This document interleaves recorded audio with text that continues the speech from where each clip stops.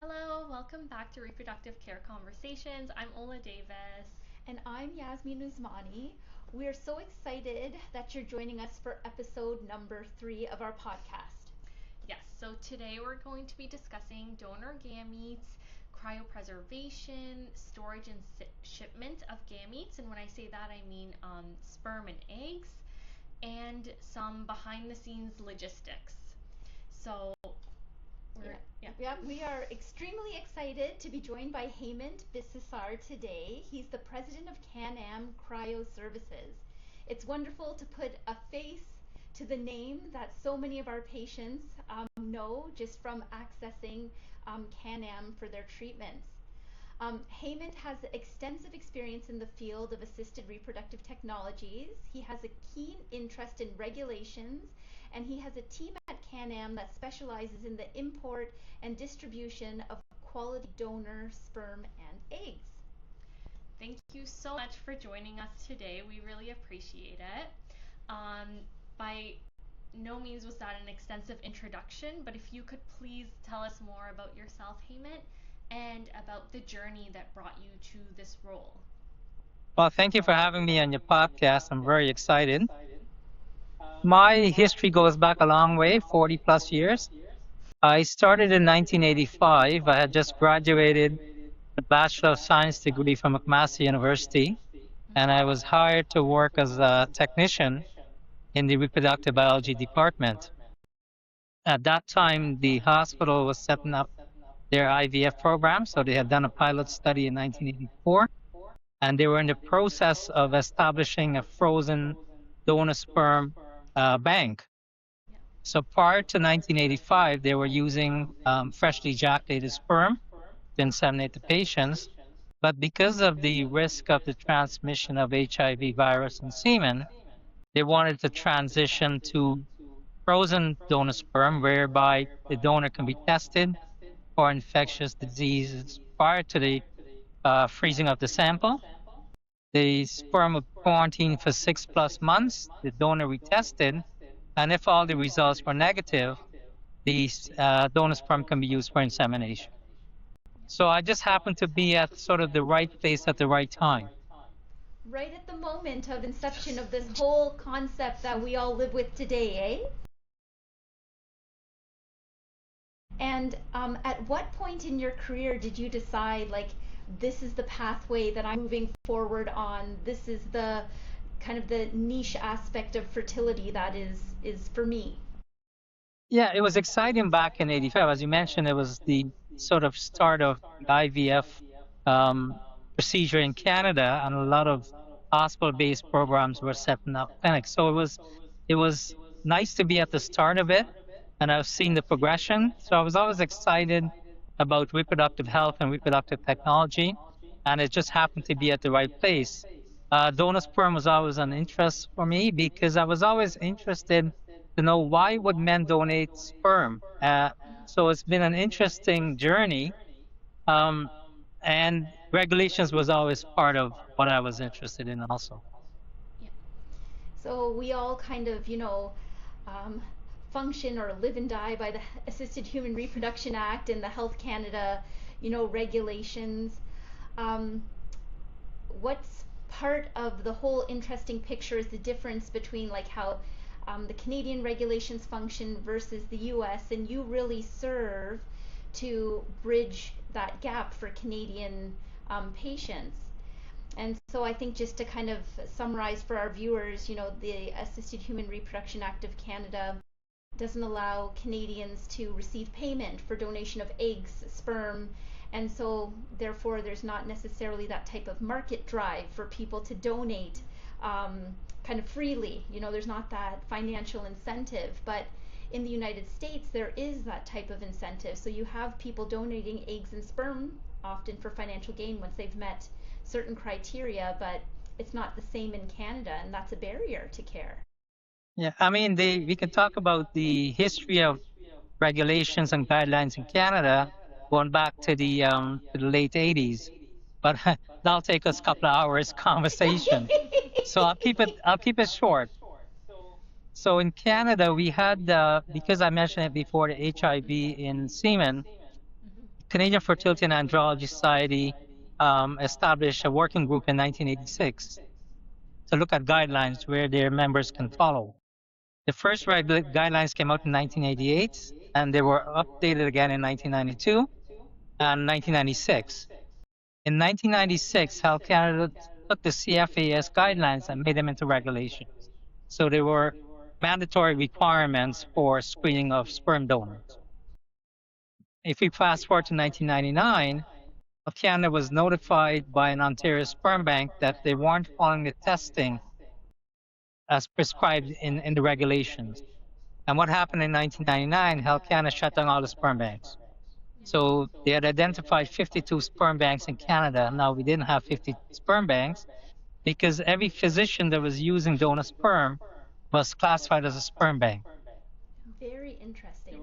There were updated CFAS guidelines in 2000, and Health Canada adopted those guidelines and made them into regulations. So the new regulations in 2000 were more restrictive than the regulations before. And because of that, the requirement for testing requirement was a bit different than the previous regulations.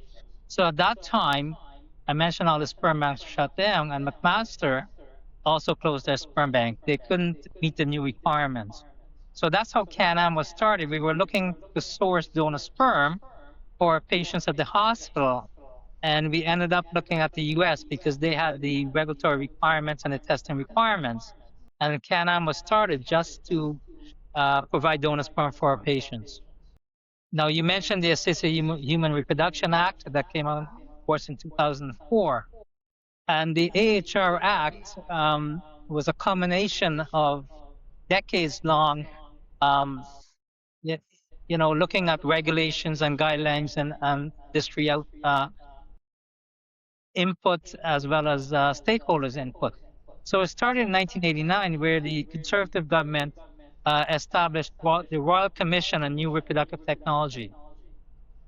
It was also called the Baird Commission because Dr. Patricia Baird chaired the committee, and they came out with a report in 1993 entitled Proceed with Care. So it was new reproductive technology, and it took until 2004 to implement those recommendations. I think there was 290 or 60 plus recommendations.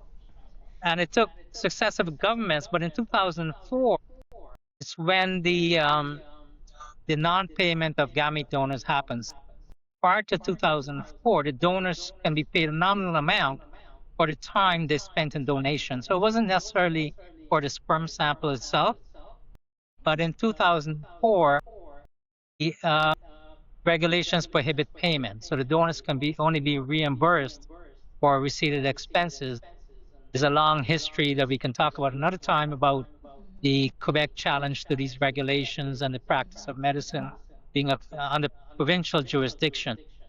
So since 2004, there were no real Canadian donors, not many Canadian donors. That's why all the sperm and eggs that we see now are imported from outside of Canada, right?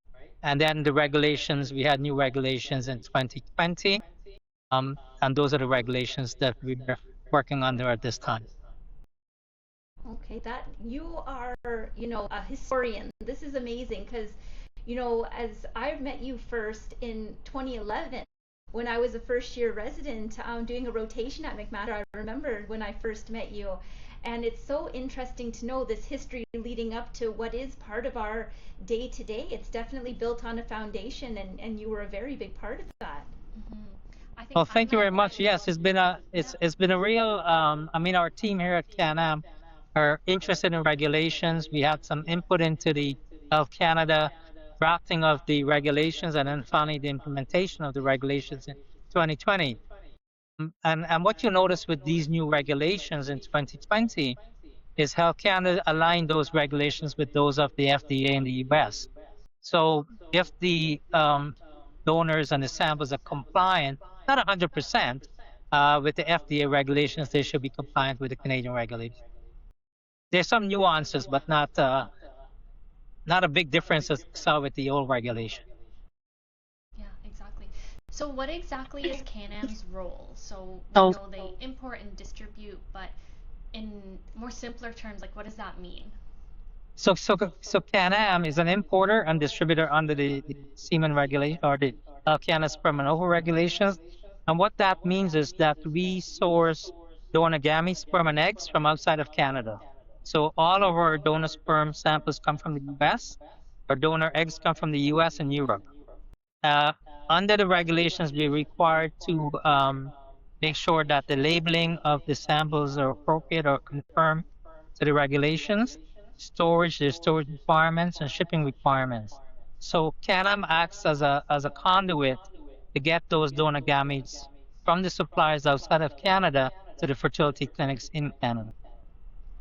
And it's important for our listeners to know that all of the compliance work is done by CanAm to ensure that the safest gametes meeting Health Canada regulations are the ones that they're searching through to find their appropriate donor, and that they will be accepted into Canada without any compliance issues. Yeah, one of the major difference with the new regulations is that under the old regulations, the importer was considered the legal agent of those samples. So CanAm was considered the legal agent, and it was mandatory for CanAm to make sure that those gametes were compliant with the Health Canada regulations. Under these new 2020 regulations, Health Canada shifted that responsibility to the supplier. So you can imagine if you have suppliers in the US and the rest of the world that don't understand the Health Canada regulations, those gametes are being put into Canada. So what CanAm has done is we've still maintained our compliance team, and we review the documentation. We request additional documentation from our suppliers just to make sure that those gametes are fully compliant with the regulations, although it's not our legal requirement. But to protect patients and protect the stakeholders is a service that CanAm offers. Absolutely, and we see that in the summary of records that we get. And, Yep. similar on our end, we also review everything, and if we need additional documents, we can ask Yep. for it. But, the documentation we receive from CanAm is Always extremely detailed. extremely detailed and has all the information we need to feel that accepting these gametes, there's no question they meet Health Canada requirements. So we definitely appreciate the service that you provide. I think that CanAm also opens the doors to a wider selection of eggs and sperm that are not available locally in Canada.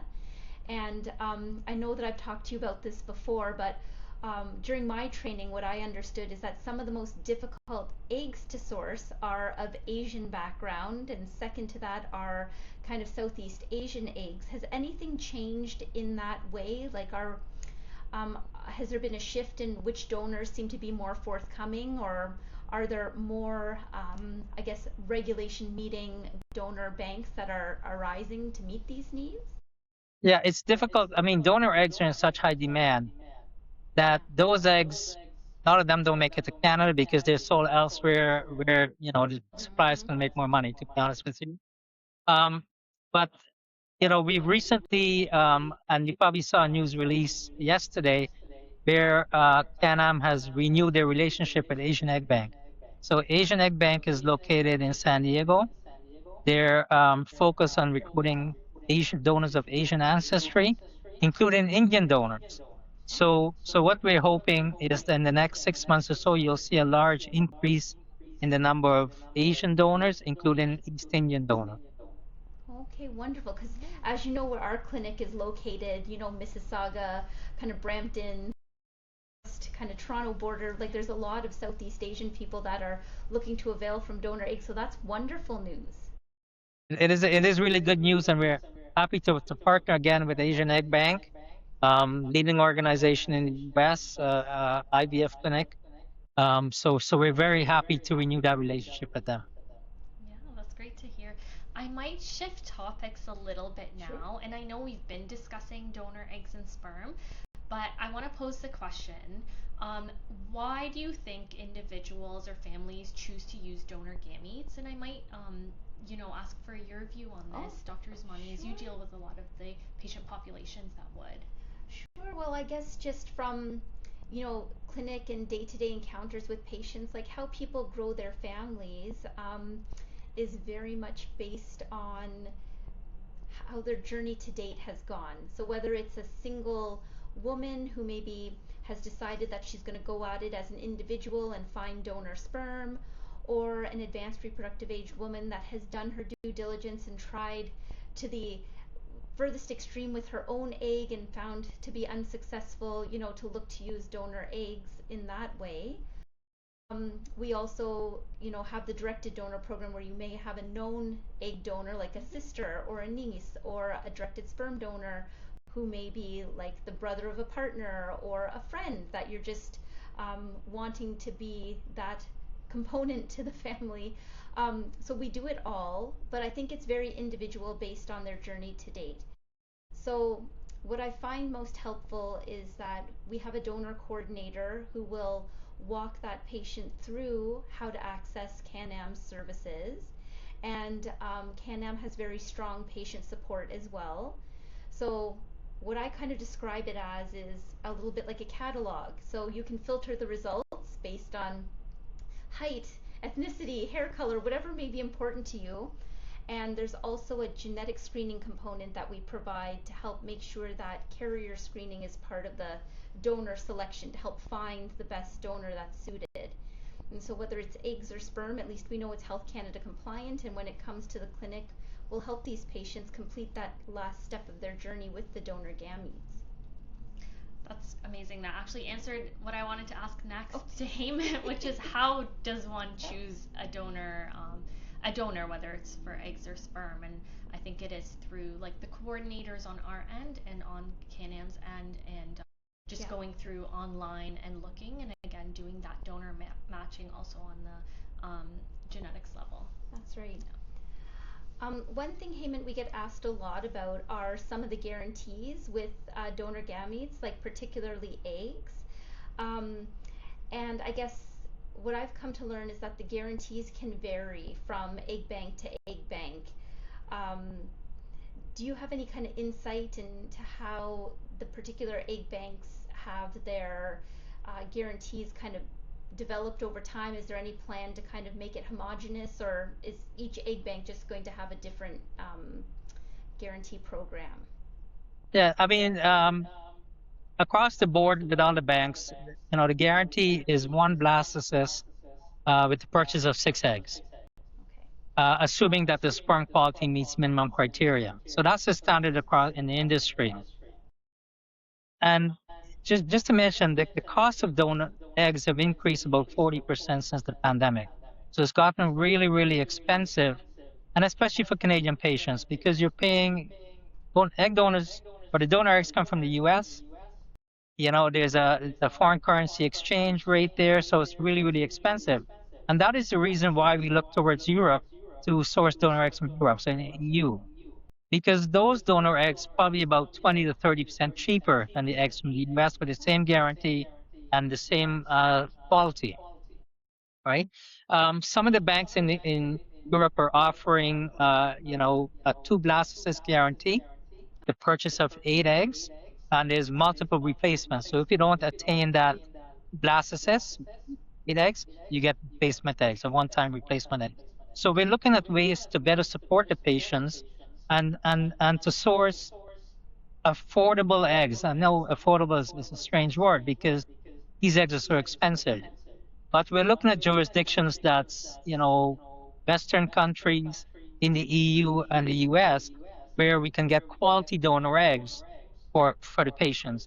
I mean, the end goal is for the patients to have a healthy take-home baby. That's the end. And anything that we can do to advocate for those patients, we do. We do with our suppliers, and we have that relationship with the suppliers. So before we even um, work with a supplier, they have to have at least 5 years experience in the industry, good reputation. We do our due diligence with them, and we actually provide a donor questionnaire and consent for them to use and complete, so we know they're Health Canada compliant. Just to mention one more thing about the Health Canada regulations, the safety of sperm and ovary is only one regulation that Health Canada inspects under. There's two other regulations: reimbursement of expenditures in Canada, and the Section 8 consent to use. Health Canada is not inspecting on those regulations, but it's important that clinics follow those regulations because at some time in the future, Health Canada is going to inspect on the regulations. So we work to make sure that's all compliant. We work to make sure we get quality donor eggs from quality companies that would be, agreeable to have the patient's best interest at heart.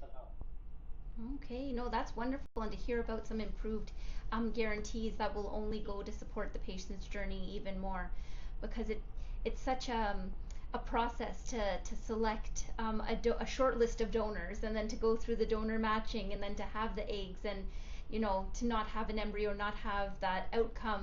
It's nice to know that there is a guarantee, and even more robust guarantees is something to look forward to. That's great. Yeah, exactly. So I know we've been talking about like sperm and eggs going from country to country, and I thought it would be interesting to kind of delve into maybe like the science behind how we would freeze or cryopreserve those gametes and get them shipped, and just some of the logistics there.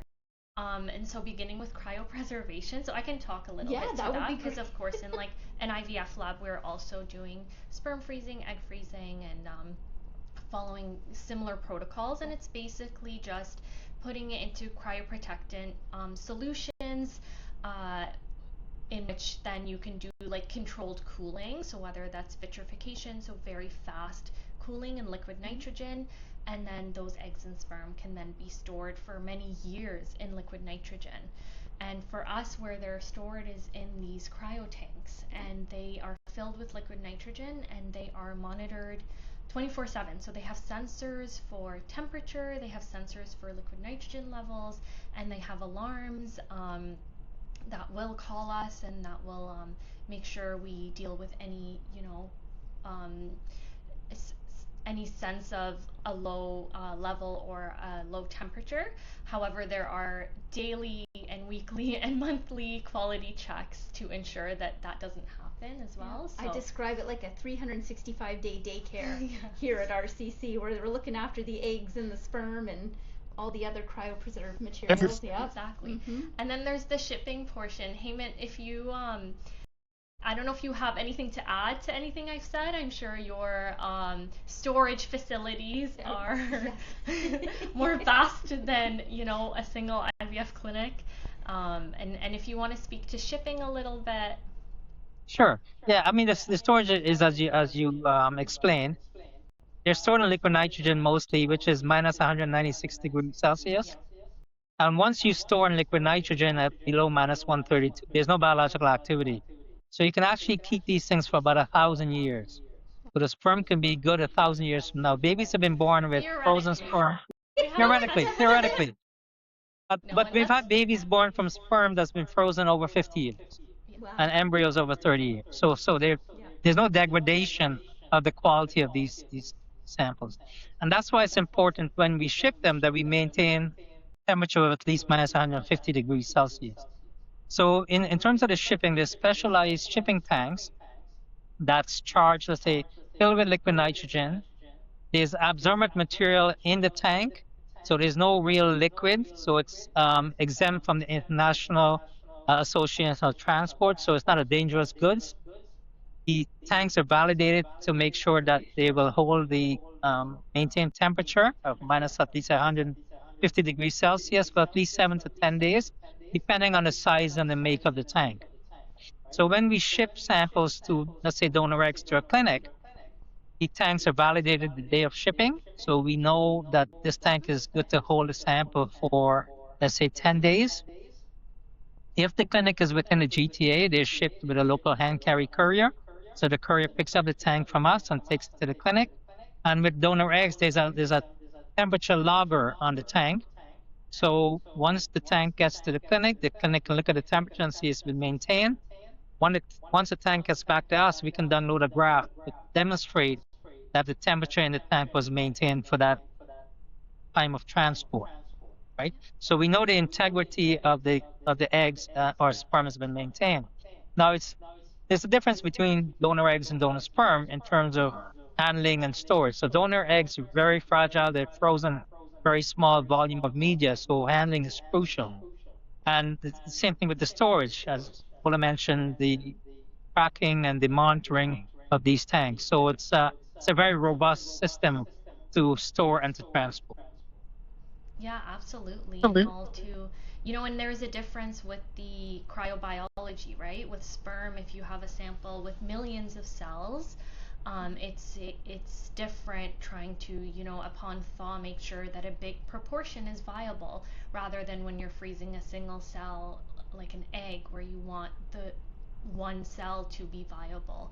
And so a lot more goes into it from all ends. Yeah, Yeah. totally. Well, I know that we have a very robust process with receiving donor gametes from CanAm, and typical timelines for shipping once a couple has selected their egg or sperm. Right. So the donor sperm we have on site, so patients can order. We have an inventory in house that's maintained, and that can be shipped overnight with FedEx or hand carrier Purolator. So we always use priority overnight shipping with these gametes. The donor eggs are not imported until patient has selected the donor, payment has been made to CanAm, all the documentation has been completed. And the reason for this is that it's a high demand for the donor eggs. So once a patient is looking and speaking to one of our donor coordinators, so we have many donor coordinators on staff that speak multiple different languages. Once they've expressed an interest in a particular egg donor, they'll contact the supplier, reserve those donor eggs, and then the patient has a certain number of days to complete the payment and the documentation. Once that's done, eggs are imported. Once the eggs are received at CanAm, as per the Health Canada requirements for storage and handling, we'll reach out to the clinic to say, listen, are you able to receive these eggs and get permission from the clinic before we ship it? In the meantime, our compliance officer is preparing all the documents that will accompany that shipment. And we always say, allow a few days for us to review the paperwork on our end as well and make sure, all the documents, the genetic testing has all been reviewed by multiple members at our clinic. And then at that point, we communicate directly with CanAm and the patients as well. And we coordinate the shipment. They make sure we're there to receive it. And then once we receive it, it's that QC process again of reviewing, making sure you have witnessing and it's going straight into the liquid nitrogen, etc. Yeah. Well, I know that we're so grateful for our relationship with CanAm. When I first started at RCC in 2018, I think a lot of thanks to the efforts of Gwen Goodrow at that time, we had a fully formed donor egg program that was fully fledged and running, and I know that she was very a big advocate and very proud of having set that up, and it's been going strong since the beginning. And I know our patients, all of whom have accessed donor eggs and sperm through CanAm, are extremely grateful as well. So you really started and planted the seed and grew something that has helped so many people. Yeah, I mean the focus for us is patients, and I say to my staff, you need to put yourselves in the shoes of the patients. I mean, this is not a cheap endeavor. Donor eggs are very, very expensive. Donor sperm is getting very expensive. So try to be empathetic and put yourself in the shoes of the patient. And that's how we operate here. Patients come first. Well, we appreciate that. Yeah. Yes, and we appreciate working with you. We appreciate you coming on the podcast. I know you are such a wonderful resource, and you have been for many years. Yes. I remember, even I'm newer on the scene, but since the beginning of my time in REI, so I hope RCC and CanAm can continue to forge this strong partnership that only benefits the patients. Yeah, and I think we share the same goals, and I really enjoy working with you guys. You've been around a long time, RCC, and I enjoy working with you. And we're available. Any questions you have, just reach out either to me, if our compliance officer was a compliant or Health Canada question. And if we don't have the answers, we will reach out to Health Canada and get a response for you. But just to know that we're here to assist the clinics and to assist the patients in their fertility journey. Well, thank you so much. We appreciate you sharing your wealth of knowledge and history with us today, and hopefully this benefits a lot of our viewers. And with that, we'll just wrap up the episode. Thank you again, and we'll see you all next time. Yeah, thank you. Thank you.